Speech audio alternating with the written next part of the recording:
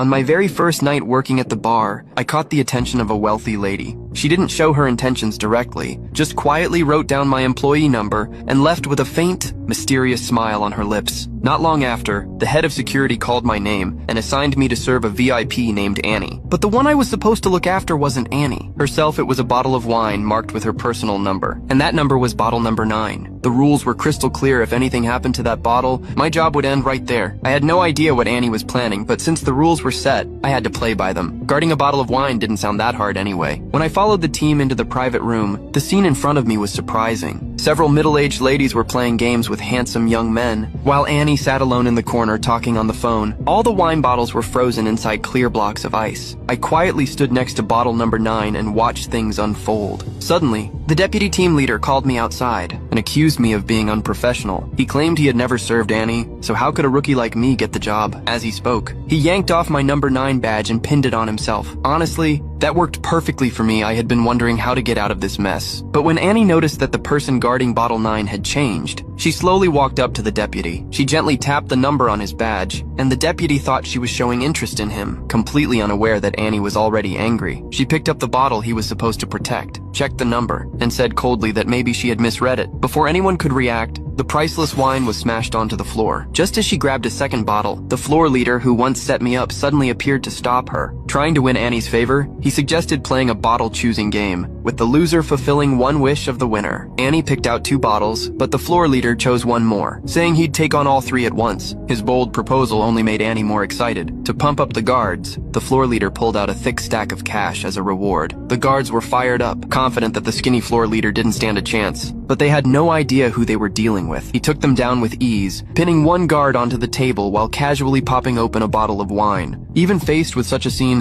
Annie wasn't afraid at all, in fact. Her eyes lit up with excitement. The guards, unwilling to accept defeat, charged again, but they were knocked down a second time, each ending up with a broken arm. Annie watched everything unfold, and a look of pure fascination slowly spread across her face.